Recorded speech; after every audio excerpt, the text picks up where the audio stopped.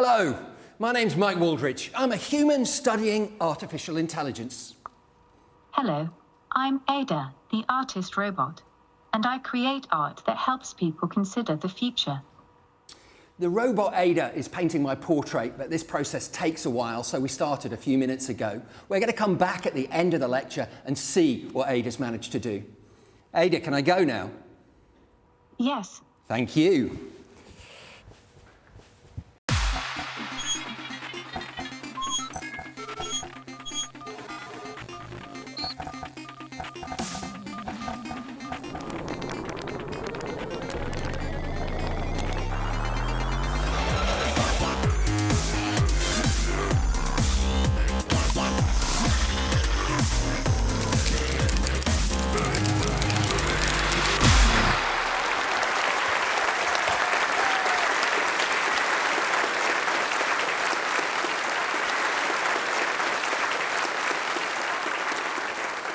Hello and welcome to the first of the 3 Royal Institution Christmas Lectures, an event supported by CGI, in which we'll see what artificial intelligence is, how it works, and how it's shaping our world. We're entering an era where intelligent machines can do things that seemed impossible just a few years ago.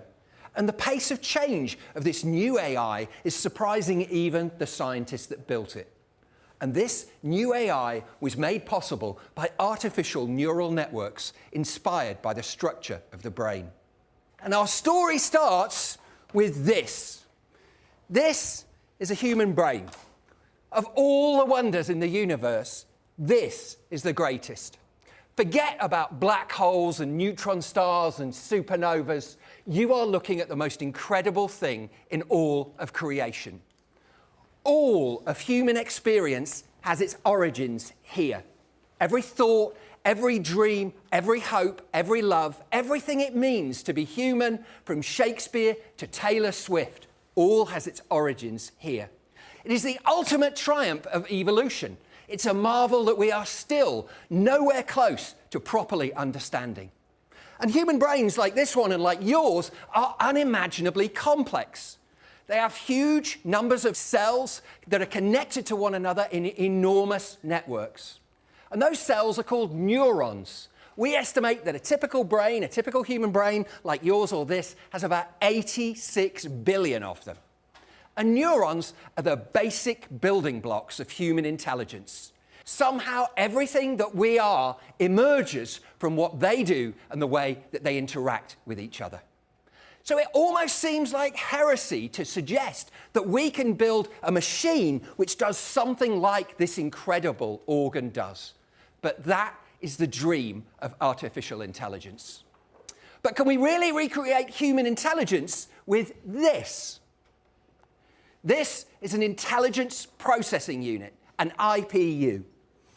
This is a bit like one of the processors in your home computer, but it's designed to process enormous amounts of data in parallel, and it turns out that is perfect for artificial intelligence. Now, IPUs like this are not brains. They don't have neurons, but they are built from huge numbers of very simple computational devices, transistors. This IPU, this state-of-the-art IPU, has about 60 billion transistors. Remember, compare that to the something like 86 billion neurons in the brain. It doesn't sound that different. So how far are we from using IPUs to recreate something like human intelligence? Before we go much further, we thought we'd show you an example of the kind of incredible thing that artificial intelligence is capable of today. For this, please welcome our first guest, Sarah de Lagarde.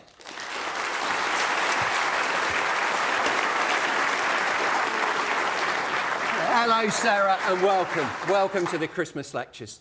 Now, Sarah, you have a truly remarkable story. Will you share that with us? Yes, of course. So, just about 12 months ago, I was in a terrible train accident, and as a result, I lost my right leg below the knee, and I lost my arm above the elbow.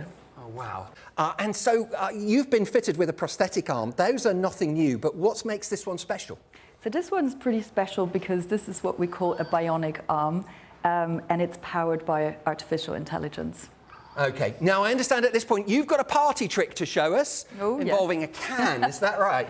Yes. Well, the first thing I wanted to show you is that I've got a movable wrist that can turn all the way round. And then it's got a little bit of power as well. So let me try to crush this can for you. Oh, oh, oh. OK. It does work. That really is quite a party trick. So how does your arm know how to do that? Well, basically, the way it works is that I think about the movement that I want to make, and I twitch a series of muscles, and the muscle twitches are being recorded by 16 electrodes that are positioned inside the socket, and then transform that into electric impulses that run through the forearm and powers the Covey hand, my bionic hand. OK, and where exactly does the AI come into the picture? So the AI is a lot of data recording. It's basically every time I use the arm, every time I make a movement, it records it. It starts to learn how I use the arm, and it starts to predict the movements that I want to make, including rotating it like that. I could watch that all night. OK, so the AI is being trained on your body, but is your body and your brain, are they adapting to the AI?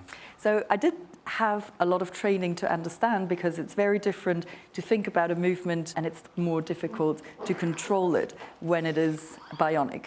But when I take the arm off at night and I recharge it like an iPhone, then I miss it. How would your life have been like without this arm? Well, I have to say that this world is being designed for people with two hands, everything. Think about the zipper on your coat, for example, or on your bag, on your rucksack. Think about a parcel, a packaging. For everything, you need to have two hands, one to hold it down and the other one to rip off the lid on something. And with the arm, it helps. OK. Now, this technology is evolving. AI is moving very fast. What do you hope this arm is going to be able to do in the future? So I really hope that this is going to evolve, become even more performant, because the idea is that at the moment it takes me about 10 seconds to think about a movement and then execute it. That's the AI part that hopefully will reduce that time and become instantaneous, like my other hand. So as the AI gets better and better, that's going to help you in your life? And I really dream that one day I can go back to riding a bike, and if I'm lucky, maybe I can drive a car again. Sarah, that is a truly remarkable story. Thank you so much for sharing it with us. Thank you, Sarah.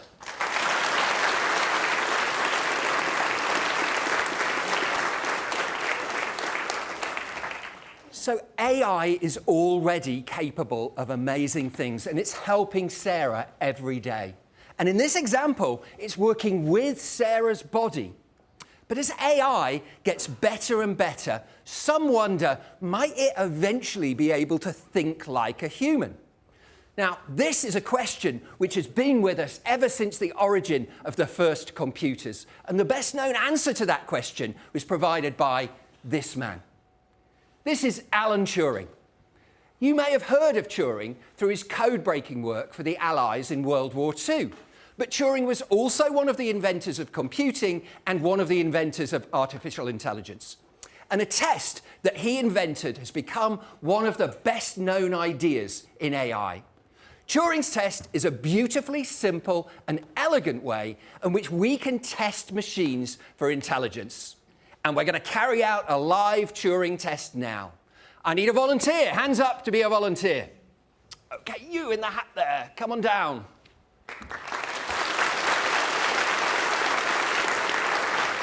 OK? Come and stand here. Hello, what's your name?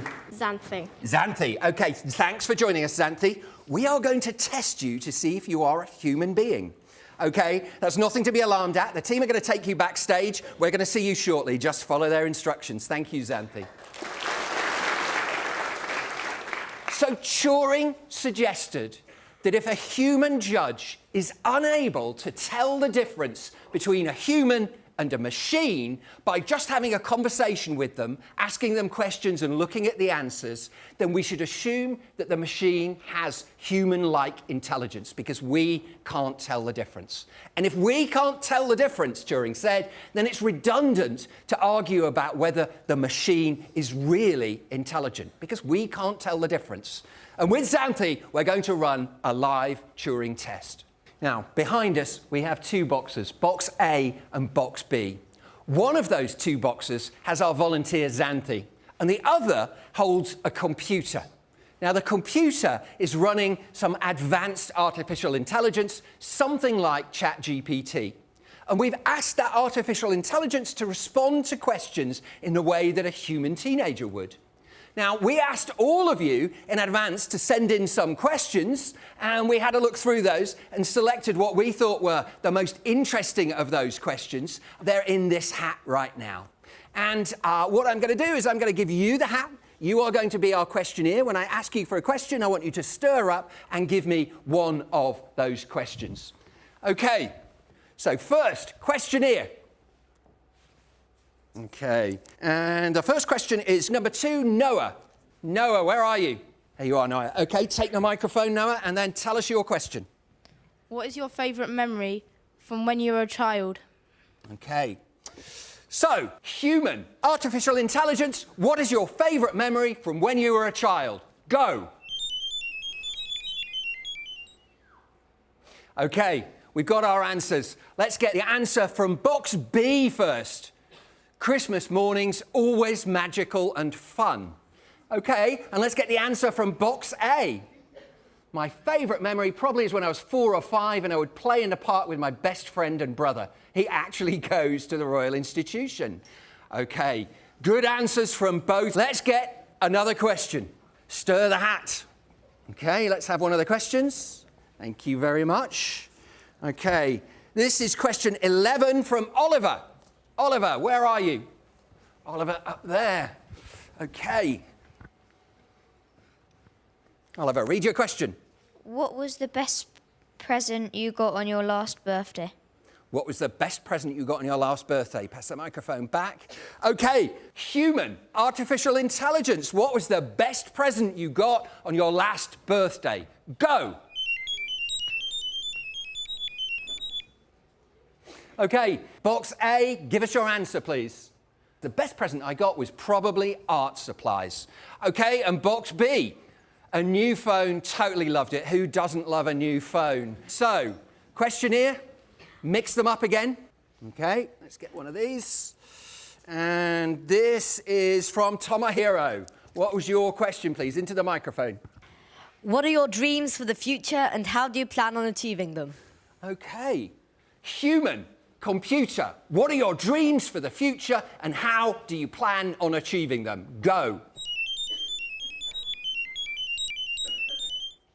Okay, we've got our answers. We're going to go to box B first. Box B. Achieve success, happiness, work hard, stay positive. This is pretty good advice for life, folks. You can take that away with you for free. Box A. In the future, I plan to live in a cabin in Norway and be a successful environmental lawyer with my cat.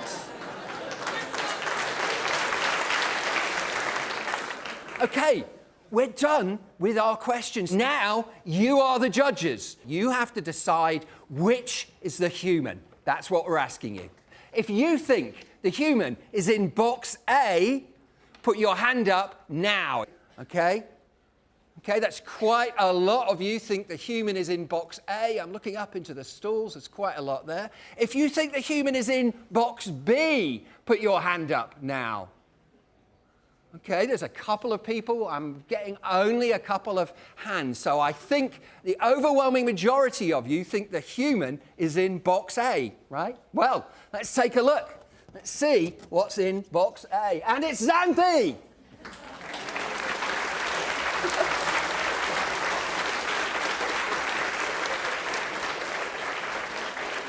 Xanthi, that was an incredible set of answers. You've completely convinced the audience. There was no doubt here about where they thought the human being was. Were you pretending to be a robot, or were you just being Xanthi?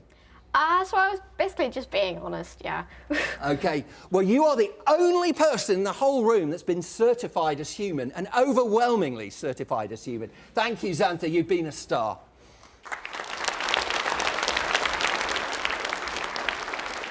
So we're going to take a look before box B goes. We're going to take a look and see what's inside box B. And box B is our advanced artificial intelligence. Well done to all of you who guessed correctly. Well done.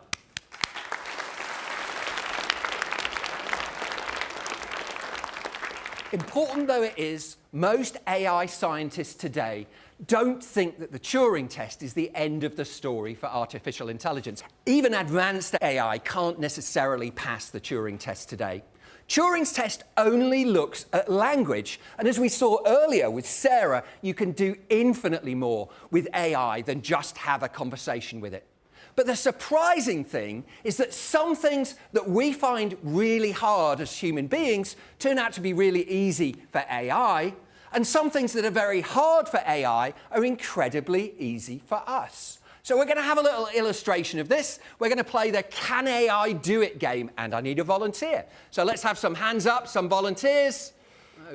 Okay, you, come on down. Stand here. What's your name? Naranjin. Okay, thank you very much for joining us. Now, we're going to play a little game, and I'm going to ask you to look at the screen. And what's going to happen is I'm going to show you some tasks that we might want AI to do for us, and I just want you to tell us whether you think AI can actually do them or not. Okay, is that clear? Yeah? Okay, so let's start with a maths problem.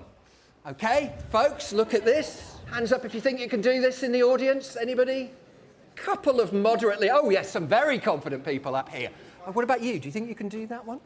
I can't do that. You can't do that one. Okay, so turn around, face the audience. So do you think that AI can solve that equation? Yeah. You think AI can solve that equation? Okay, well, you're absolutely right. AI can solve it quite easily, and this, as it turns out, is the answer. Folks, you can check that when you get home. You can do, that's your homework for tonight. So most people, I think most of you in the audience, find maths problems like that really quite hard. Now let's look at a problem that's a lot closer to home. Okay, what's this? This is a messy bedroom. Is that your bedroom? No. No, well, I'm very glad to hear it, but actually that's AI-produced image of a messy bedroom. So, do you get asked to tidy up your bedroom? Yeah. Yeah, we all get asked to, I get asked to tidy up my bedroom. I'm nearly 60 years old. Okay, so, do you think we have AI today that could go into that room and tidy it up? No. No, you don't? Okay, does anybody think we have AI today that can do that? A couple of people that can do it? Well, no. Sorry, parents, but I'm afraid AI can't help you with messy teenage bedrooms. They're a tricky problem for AI to solve. But isn't that weird? You all looked at that equation and thought, wow, that looks really hard. But looking at a messy bedroom, do you think it requires intelligence to tidy up a bedroom? Little bit. A little bit of intelligence. But you don't have to be a genius. You don't have to be Einstein, do you, to tidy up a bedroom? No, you just have to want to do it, don't you?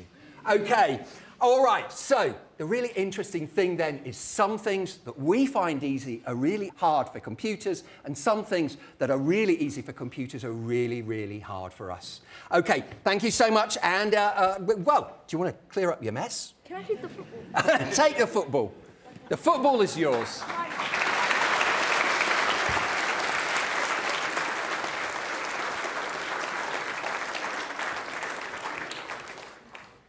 We've learned an important lesson about AI. Lots of the things that we can do, things which we often take for granted, are far beyond the reach of today's AI. And yet today's AI can easily do things that most of us think are phenomenally hard. The capabilities of AI today, as we saw with Sarah, are incredible, but there is no AI at present that can do everything which you all can do. But what we know for sure is that the way that both human and AI process our questions and come up with answers can be compared, just like we did in the Turing test. Now, if we want to build an intelligent machine, then maybe it's useful to look at the one example that we actually have of intelligence in the world today. Us, human beings. And in fact, the most successful approaches to contemporary AI were indeed inspired by the structure of brains. This is the idea at the heart of contemporary AI. Basically, all the progress that we've seen in AI this century is because artificial neural networks have started to work on problems that are big enough to be really, really useful. So to understand AI, perhaps it's going to help to know a little bit more about what's inside our heads. Now, for this next part, I'm going to show you how neurons fire, and to do this, I need the help of the Royal Institution's very own neuroscientist, Dr. Daniel Glaser and Dr. Arjuna Nagendran.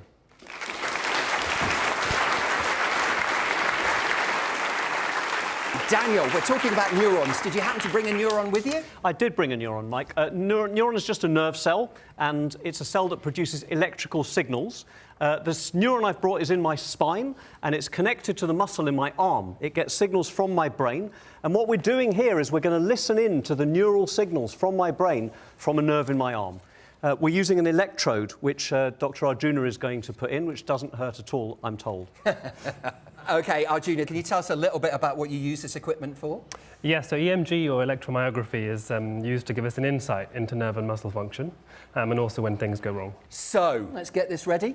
Okay. So, Daniel, just relax the arm.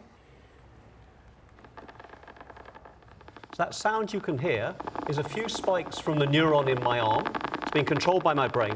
And if I start to straighten my arm a little bit more, you get more spikes. And that's because neurons either fire or they don't. They don't have strength, they just have number of pulses. If I try really hard, you get loads and loads of spikes. So that's a neuron right there, Mike. It's a device that either fires or it doesn't, and it fired loads of times when I was trying hard. OK, and those little clicks, they're basically the sounds of neurons firing. They're sending pulses down their axon wire to show that they're excited. OK. Thank you, Daniel. Thank you, Arjuna.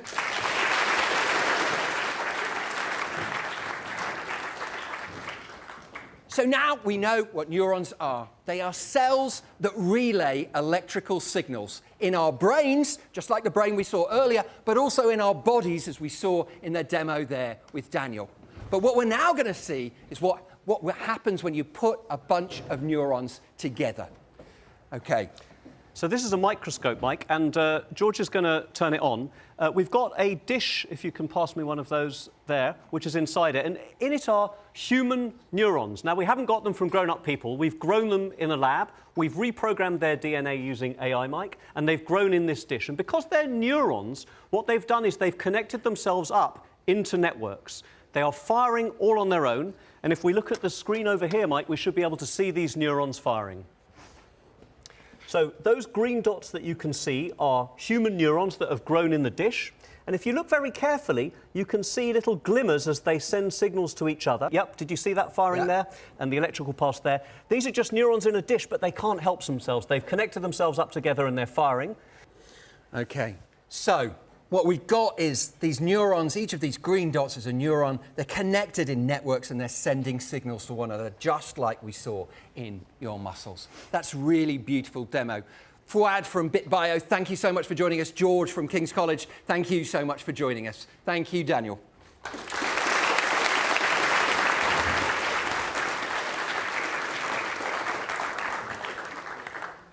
Now, all of the many billions of neurons in our brains are firing just like we saw those fluorescent neurons in the Petri dish firing.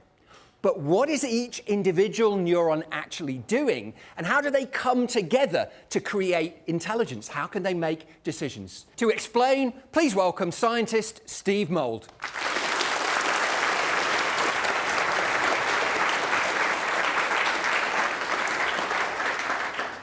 OK, Steve, what on earth is this contraption that we're looking at here? So this is a really simple representation of a neural network.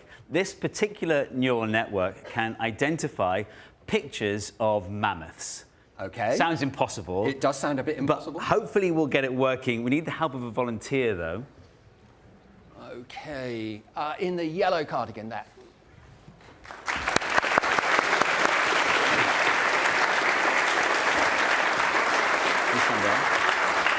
OK, what's your name? Rahel. Hello, well, welcome. OK, Steve. So I'm going to show you a picture. I'll reveal it to you. No one else is going to see it. It's going to be one of the images on the screen here. I'll just quickly reveal it to you. Ready? OK, you take that. So I need to think about two things. how hairy was the animal in the picture and how big was the animal in the picture. I want you to think about those things in terms of like a scale of 1 to 10 while I explain what's going on over here, okay? So we've got these two containers that we can pour water into through these funnels. You can think of these like neurons. So this needs to be able to identify if something is hairy or not.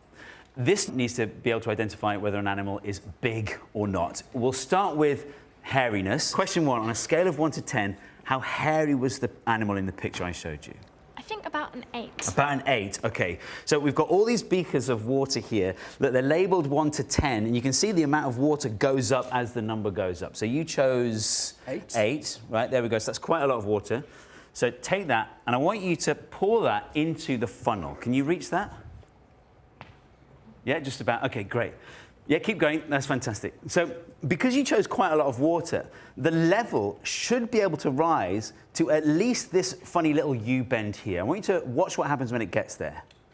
Look at that. So that channel has now turned into a siphon, and that siphon effect is pulling all of the water out of this neuron and dumping it in this one. So you chose enough water to reach the activation level of this neuron. So this neuron activated, it fired, and it sent a signal to this neuron here. But you'll notice, look, this neuron hasn't activated yet. That's because the activation level is higher. It's up here. So this neuron is only going to fire if it gets a signal from this one and this one at the same time. So question number 2 then. On a scale of 1 to 10, how big was the animal that I showed you? I'd say about a 9. A 9, okay. So this is beaker number 9. So come around here, and you're going to pour in to the second container, the second neuron. And again, hopefully it's enough. It's quite a lot of water, quite a big number that you chose. That's going to automatically prime the siphon again. There we go. So now this neuron is getting a signal from both of them, and hopefully it's going to reach the activation level. And there it goes. So this neuron's now firing, and it's sending a signal this time to, this is basically our readout. So you can see the needle is swinging away from not mammoth and towards mammoth, right? So that's, and by the way, it is very slow. Like a real neuron, it's basically instantaneous compared to this. But the question is, did this incredibly sophisticated neural network get the answer right? Well, this is what Rahul was showing.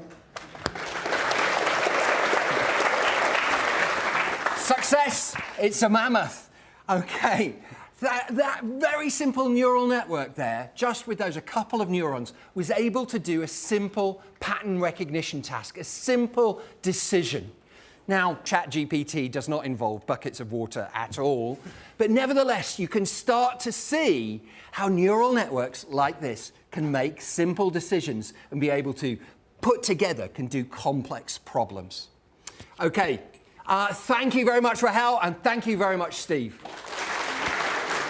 Thank you.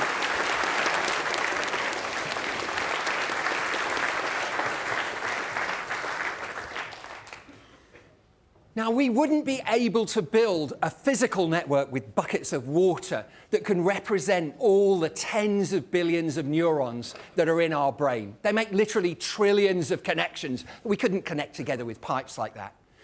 But this century, we've been able to use the power of modern computers to build networks like this using software. And these are artificial neural networks. And they contain billions of neurons arranged into layers with those software neurons communicating just like we saw in the Petri dish, but also just like we saw in Steve's experiment. So how do we design neural networks out of software to be able to recognize a face or to play a game? The simplest way that we do this is with what's called supervised learning. And supervised learning works by us labeling things for the computer so that it's able to learn and recognize them on its own. We train AI like this every day. Whenever you upload a picture of yourself or your friends onto social media and you label it with your name or their name, what you're doing is you're providing training data for the AI of the social media company so that it will be able to recognize you and your friends in the future. To build AI that can do things for us, it needs data. Without data, we wouldn't have the powerful AI systems that we have today. And data about people about you and me is a really precious commodity for the companies that want to build AI. But as well as supervised learning, there's another way that AI learns. And to demonstrate it, I need the help of machine learning scientist Safa Abbas.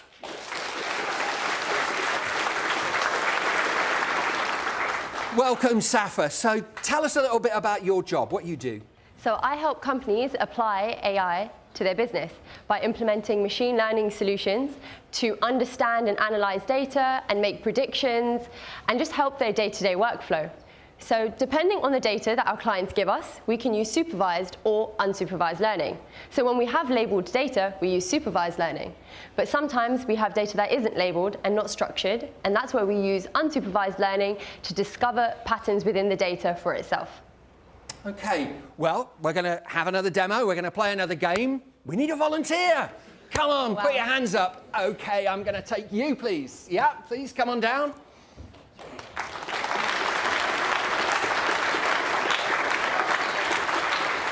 Hello and welcome. What's your name? Khadija. So you go in the middle. So, Safa. Yes, so this conveyor belt is going to bring out a bunch of objects that are going to represent our data set. And what I need you to do is to organize them into 3 categories. But you can choose to do it however you like. You have about 15 seconds for this task. So if we just let the objects come out. You just organize them how you think they're best organized. Okay, I see where you're going with that.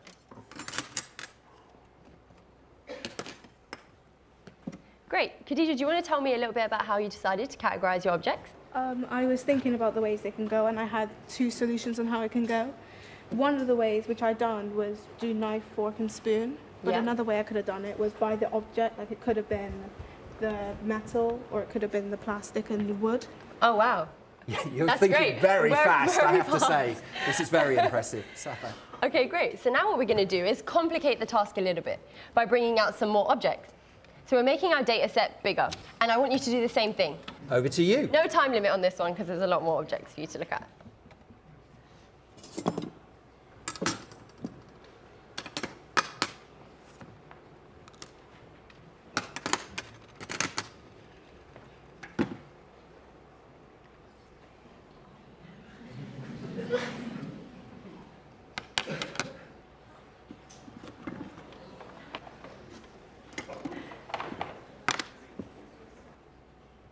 Great. Okay, thank you, Khadija. So do you want to tell me again how you decided to categorize these? This one was more complicated, but I decided to think a bit more outside the box. This one is for metals. This one is with wood and plastic, and this is the ones that I could not categorize. Okay, great. Thank you so much. So this is a really, really simple way of demonstrating how unsupervised learning works. So Khadija here kind of represents our algorithm that is observing the data and learning patterns within the data and then categorizing it. Yeah? Okay, so there's one more thing to do. We've got a random object, and we're just going to test our algorithm as it's been trained. And just this random object, where would you put it? Okay, great. So it fit into your kind of other not wood, not metal category. Okay, great. Thank you so much. Okay. Thank you, volunteer. You're wonderful, and you were thinking very quickly on your feet there. Okay, Safa, so when is unsupervised learning? I mean, we saw that if you could label data, you can do really quite powerful things. So when do we need unsupervised learning? Yeah, exactly how you said. So supervised learning, we need kind of a ground truth. When we train, the algorithm will learn what's right and wrong from the data, but we don't always have that. In the case of this data set where we kind of had no rules, we didn't know which way to categorize it, the algorithm can learn to find the best pattern.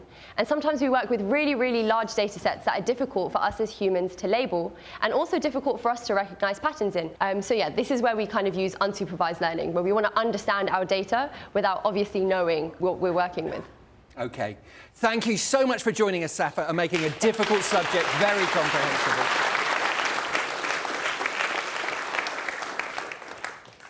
So with both unsupervised and supervised learning, in fact, with any sort of neural network, scale matters.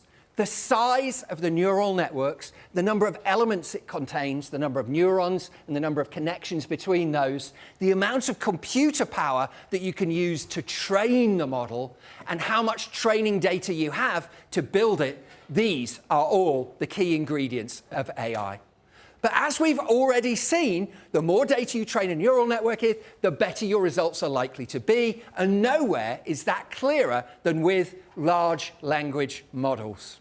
A large language model is a model like ChatGPT or Cohere or Google Bard. It's a type of AI that can recognize, summarize, translate, and even completely create new knowledge. So, and the picture behind me is the Bodleian Library. This is from my university in Oxford. It's one of the oldest libraries in Europe, and it's what's called a copyright library. That means every time a new book is published, the Bodleian gets a copy of it. That's a lot of books every year. And in 1598, the Bodleian Library held about 2,500 books. Anybody read 2,500 books? That's a lot of books. Okay, now, we are going to try and visualize the amount of data that's used to train large language models like Cohere or ChatGPT or Bard. So, this tiny little sliver of confetti, which is so small that I think probably the people at the back can't even see it, and I'm having difficulty holding it, that is a representation of how much the Bodleian Library had in 1598. Okay? That is the amount of data that the Bodleian Library had in 1598. Well, today, the Bodleian Library is home to around about 13 million volumes. This is a picture of the Bodleian Library today. Has anybody read that many books? Okay, somebody thinks they have. I don't think you've read 13 million books. Okay, so that is represented by this amount of confetti. Remember, this, it's even disappeared. That tiny little sliver of confetti is the Bodleian Library in 1598. This is the Bodleian Library today. So now, on that scale, let's see how much confetti you would need to represent all the data that was used to train Google Bard.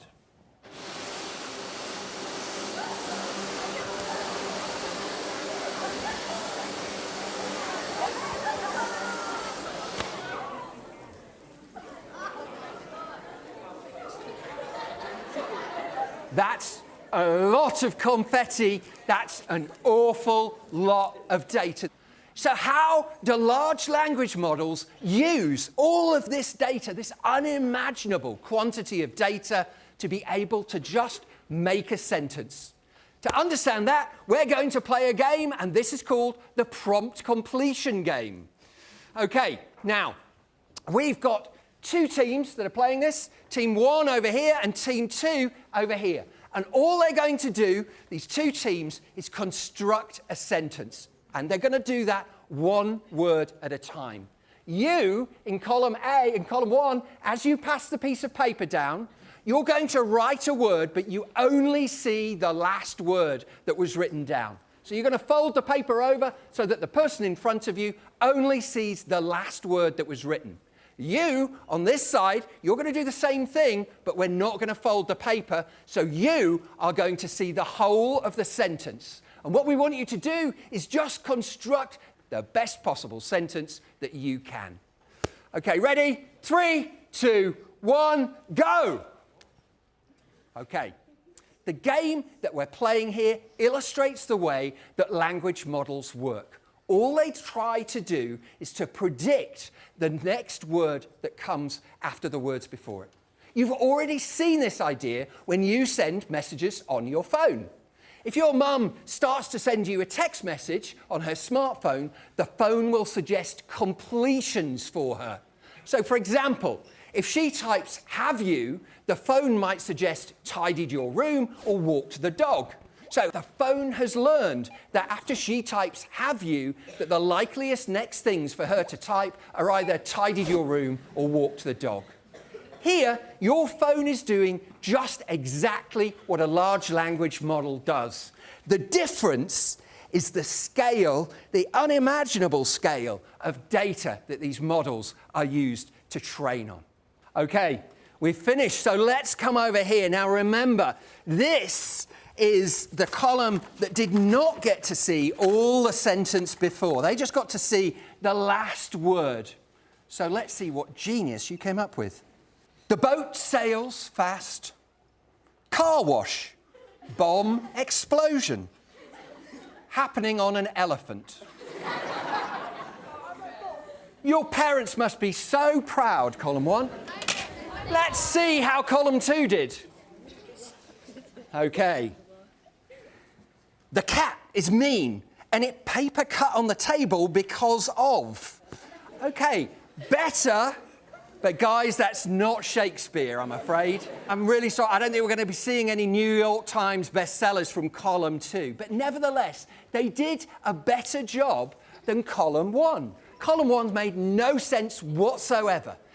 Sorry, column 1. It didn't make any sense whatsoever. But we set you up to fail there. There was no way that you were going to produce a sensible sentence if all you saw was the last word. Now, one of the reasons that large language models like ChatGPT and Bard and Cohere have started to work in the last few years is that they are designed to process whole sentences, not just one word at a time. And as we saw in our game, it's much easier to make a good guess about the words that come next if you see the whole of the sentence. And it sounds obvious, but the AI technology to make that happen was only invented in 2017. It's a neural network architecture called transformer architectures that was invented by Google. But OK, I've explained to you now how large language models like ChatGPT work. Do you think they understand what they're doing? I have to tell you, I don't. Large language models don't understand the meaning of the sentences that they are constructing. So how do they determine which words are most likely to come next in a sentence? To answer this, please welcome from Cohere, Serafina Goldfarb-Tarrant.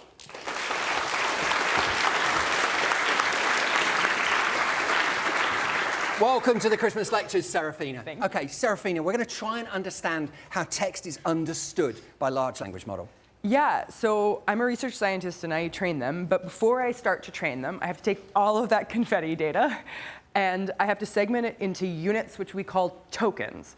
And then you have all of that data, and then the language model gets what the word is based on the context it appears in, and then you can take one of those words and you can plot it into a space. That's what we're going to do now. So here on the floor, what we've got is a graph. A graph, just like you've seen in your maths lessons at school. It's got two axes. This is the x-axis, and this is the y-axis. And what we're going to see is how we can plot words on this graph.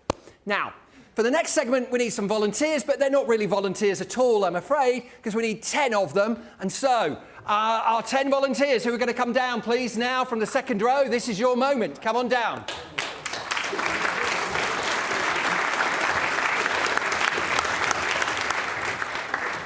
OK, volunteers, so stand in the graph. And now, number 10, just come and stand over here. Your moment in the sun will be in a few minutes' time.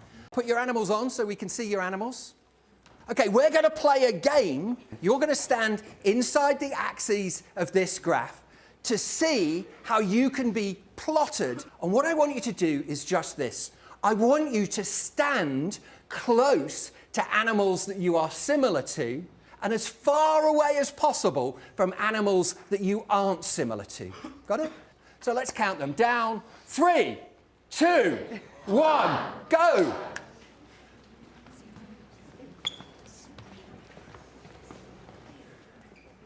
OK, so how's that looking now, Serafina, do you think? Yeah, so it looks like we have the cat, tiger, lion group over here, which is like feline-ish. The wolf, fox, dog group over here, so canine-ish. And then the donkey, zebra, horse group over here. So, you've just arranged yourself by putting ideas that are similar close to one another in this graph. And each of you now has a coordinate in the graph, an x and y coordinate. That's an x and y coordinate, which is identifying our cat. This is the X and Y coordinate that's identifying our tiger. This for the lion. So, Serafina, is this what large language models do? Absolutely. So large language models cluster words together that are similar, just like you all have done, by representing those words or tokens as coordinates in space, just like a list of numbers, which we call a vector. Okay, so now, this is your moment in the sun, number 10. You're going to be a very unusual kind of animal. Come forward. You are going to be a toaster.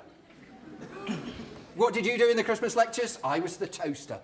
Okay, so same rules for you, right? Stand close to things that you're similar to and as far away as possible from things that you are unlike. Off you go.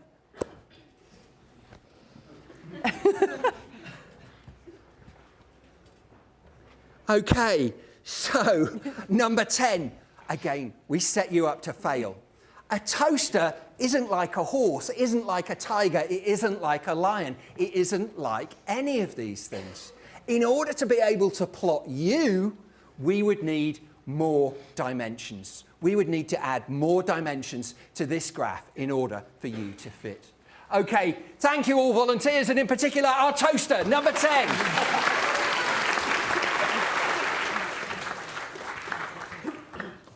Okay, now, humans like us struggle to think in more than 3 dimensions. But for large language models, we need many more than 3 dimensions. Is that right, Serafina? Absolutely, yeah. So what we noticed in this is that 2 dimensions was clearly not enough, because since the vector coordinates measure how similar things are based on their meaning, like similar meanings are close by, you definitely need way more than 2, right? You can't separate all words based on similarity in just 2 dimensions. So in practice, we use a little over 1,000. 1,000 in the language dimensions? models I train. Wow. Yeah. Okay, that's a lot of dimensions. Okay, so the language models can draw lots of correlations between those different words. Is that right? And what we noticed was that those words, those animals that were similar, had actually very similar coordinates. Is that right? Yep. Okay, so language models don't just work with words, do they? Right? They can work with sentences or documents. Absolutely, yeah. And that's the big innovation that we've had recently. We've been able to extend to much longer context. So here's like a little example of just 2 types of sentences embedded with one of my language models. We've made it in 2 dimensions. This is in 1,000 dimensions, but my computer can't do that. So I've had to project it into 2. Just the same way that we did with the kids and the animals, we've reduced that sentence down to an XY coordinate? Exactly. Okay. Yeah, so here we have, please set an alarm at 6 a.m. And in the similar cluster, let's see, we have alarm time for 12 p.m. Okay, and they're similar sentences. Exactly, and everything in that cluster is kind of alarm focused. And then this cluster over on the other side of the coordinates is like, what and who was I emailed about last week? And maybe all new email messages. So this is almost like the XY coordinates are email versus alarm in this case, but it's embedding the whole sentence. Okay. So large language models reduce text, sentences, documents down to these vectors, these lists of words, and we saw vectors with just 2 dimensions, but in practice they're using many, many more than that. Exactly. Serafina, thank you so much for coming on and explaining this to us. Neural networks that embed word in galaxies like that, plotting their relationships to one another, might also enable us to communicate in ways that we have never thought possible. And to explain, please can you give a warm welcome to the author of How to Speak Whale, Tom Mustill.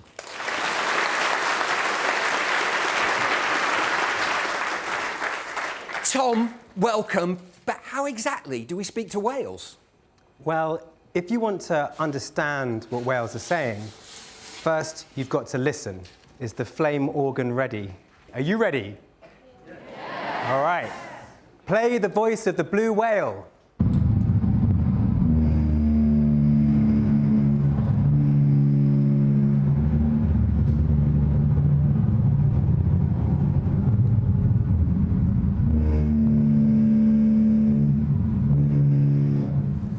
Blue whales are the biggest animal on Earth, and they've got the loudest voice on Earth. But until recently, we thought they were totally silent. Their voices are below human hearing, so we've sped them up and put them through this big subwoofer so you can hear them And we've also put them through the series of Rubin's tubes, which, with the flames, allow you to look at the characteristics of their voices and see their waveforms.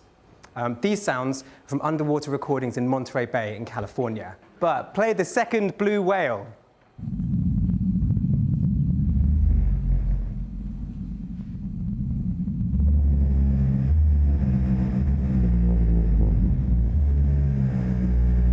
So can you see the shapes or maybe some patterns in these lines of flames? These are very helpful for us. When we have spectrograms, when we make pictures of sound, we can find patterns in those pictures of sound. And AI tools are really useful here because it turns out with natural language processing systems and human language, when you plot all the different parts of a language, say with billions of examples into a giant galaxy, you can find hidden patterns in those plots.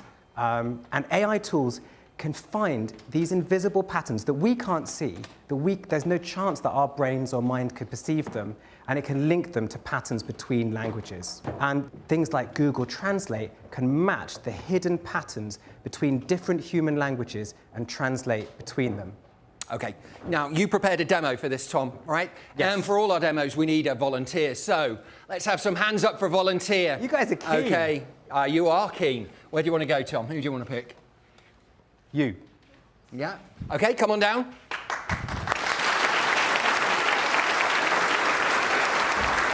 Hello. What's your name? Maya. Maya. Welcome, Maya. Okay, Tom, over to you. Okay, Maya, do you speak any other languages? No. Perfect. Neither do I, but Google Translate is here to help us. Now, on this piece of paper here is a sort of graph of language with the sort of x-axis there and the y-axis there, and kind of imagine that there are thousands of other axes, but we can't because our brains don't work like that. But the AIs can make giant galaxy maps of huge amounts of words, and they can plot their relationships to each other. And what we need to do is to identify a pattern in this zoomed-in part of the galaxy map of words in the English language. So I'm going to ask you to find Wales. In fact, I'm going to give you a pen. And I'll ask you, can you please put a circle around Wales? Very good. R. Oh, that's the wrong R. Sorry, I should have been like, not like R, not like R like a pirate. More like R. Maybe that R. Sorry. Too many R's. Google Translate does make mistakes sometimes too. And amazing. Okay, so Wales, R, amazing. So ignoring this one, we're going to now take away the English language map and imagine we're going into a totally different map of a different language system. So this is Japanese. And the natural language processing systems, the pattern finders, if you find the pattern for Wales are amazing in English and you look in the same places in the kind of galaxy cloud of Japanese, what do you get? And don't worry if your pronunciation's bad, because mine would be worse. I don't know how to pronounce it. Well, Kujira wa Subarashi. Are there any Japanese people here? Was that terrible? Yes, it was terrible. But would you like to say it in Japanese? Kujira wa subarashi. Exactly. Exactly what I said. So now let's try it with one last language, with German. So ignoring R again, could you try that? Well, Yes? sind Yes? unglaublich. Unglaublich. Wales sind unglaublich. Are there any German speakers here? Yes. Could you say that? Shout it out in German. Okay. Wale sind unglaublich. Okay, but that's how it works, essentially. That if you have enough examples of a language and you can make a giant galaxy and you can find the shapes of a certain phrase in them, you can match those shapes between language without even having a dictionary. And that is how Google Translate works. It doesn't have a dictionary and it doesn't even know it's dealing with a language. Okay. Thank you very much. Thanks for joining us and well done. Well done. Well done. And what's really exciting is we also don't have dictionaries for other species. Okay. But Tom, how important are large data sets for this? They're absolutely crucial. The AIs need billions upon billions of examples of language for this to work. If you find the pattern, you can translate it between different languages, and we would like to try and apply this to other species, but we need to get big data sets for that too. Well, for human languages like English, we have lots and lots and lots of data, as we saw earlier, but whales don't write books. Where are we going to get the data from? We need to get it straight from the whale's mouth, and that is what we've begun to do. I think you were going to show us some videos at this point. Yes, this is really special. Nobody else has seen this video, I think, in the world before. This is fresh from the sea from Dominica. So these are sperm whales. What can you see on the top there amongst them? That's a family group of mothers, grandmothers, sisters, brothers. That looks like a little baby whale. That's exactly right. That is a newborn baby sperm whale calf. It's so young, it's just a few minutes old. It hasn't even learned to swim yet, and its family is lifting up to the surface so it can take its first breaths. But what else strikes you about that video? Well, there was no sound. There was no sound. So now, let's play the second sperm whale video. So this is from the same family group, and this is from Project SETI, who are studying these whales.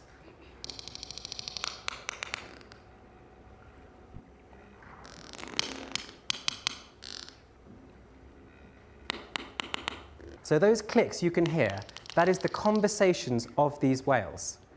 Project SETI not only is studying their lives and their behaviors, but they're recording the conversations so we can match what they're doing with what they're saying. In 1 year, they have doubled the entire data set for every single recording of sperm whales that we ever had before. And in a couple of years, with that information, they hope to do embeddings like this of sperm whale communication systems and try and use these AI tools to find patterns within them. And I don't know about you, but when I see a video of an animal, especially an underwater animal, I make wildlife films, I film them underwater, and I can hear them communicating at the same time. It changes how I feel about them. I think about them differently. And Project SETI just this week has released some early AI analysis. They think that whales have vowels. We can't hear them, we just hear clicks, but the AI tools have found in between those clicks vowels, which maybe indicate that they've got something like a language. Wow. So where is this going? I mean, am I going to be able to understand what my dog is saying to me soon? I mean, maybe. We just don't know. We've never listened to other animals enough before, but dogs and cats are some of the biggest data sets we have. Think of the internet. It's almost like it was built for cats. So that's one thing. And there's another thing I love when I go out for walks. There's an app you can have called Merlin on your phone. It's free. You turn it on, it just listens to all the birdsong around you, and the AI scrolls through all of the sounds and it identifies which species they might be. And I think the most exciting thing is that maybe when I make my next nature film, it might not just have underwater sound, but it might also have subtitles. That's incredible. Thank you so much, Tom. Thank you very much. Thank you.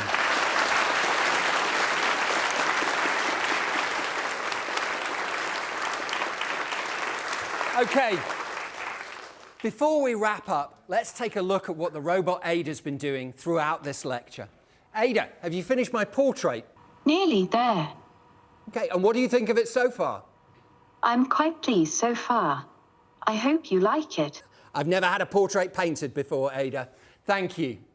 In this first lecture, we've gone under the hood of AI to find out how intelligent machines learn. In lecture 2, we're going to have a look at how AI is already being used all around us.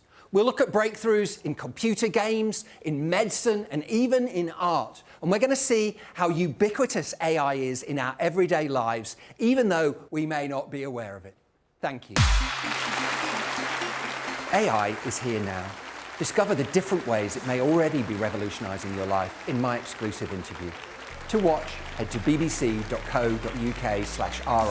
and follow the links to the Open University.